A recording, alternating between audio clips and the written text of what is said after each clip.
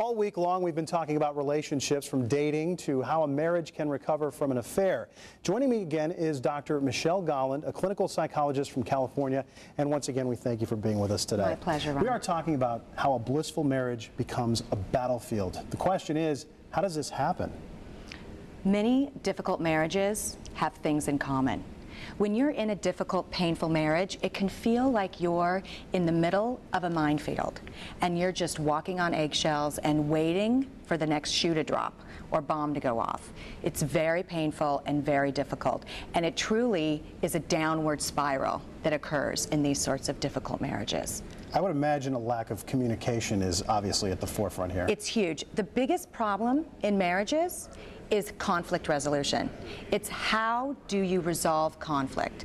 And John Gottman, who is a master couples and relationship expert, has coined the term the Four Horsemen of the Apocalypse, which is actually a famous painting. And what the Four Horsemen do is they bring in the end, the apocalypse of the marriage. And it begins like this. The first one is criticism. The second one is contempt. The third one is defensiveness, and the fourth one is stonewalling.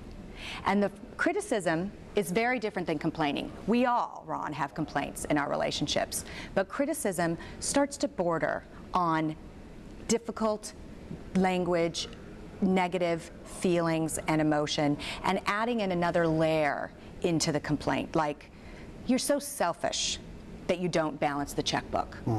Those sorts of things. Criticism then leads into contempt. And contempt is basically psychological and emotional abuse. It's very subtle.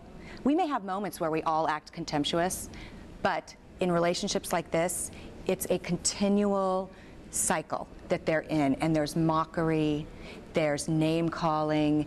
It's just a continual negative cycle that they find themselves in. Now, does the Four Horsemen indicate the end of a marriage? Not necessarily the end, but they start to bring it in. The third horseman is defensiveness. Then you become defensive. Everything you do is right, everything your partner does is wrong, and if there's a complaint, you immediately have a cross complaint. Just you're stuck in that defensiveness. Then you get to stonewalling, which many men do in relationships, which is basically you shut down. And you end up with a very reactive partner who keeps going at you and going at you. You get quieter and quieter, but you're still angry, contemptuous, all those things. But what the Four Horsemen bring in, if you don't deal with it, and again, if you feel like you're in the Four Horsemen, I really suggest that you get some professional help. You will go into the downward spiral of dissent and isolation. And that is the nail in the coffin of the marriage, isolating and being disconnected from your partner. And that's the thing, dealing with the problem is the most important thing. It is. And I would recommend online, you can go to psychologytoday.com, and it's a national organization, and you can find a therapist online doing that, and it's a wonderful resource for people. We've gotten some great advice from you so far this week. We've got one more tomorrow, and back to you.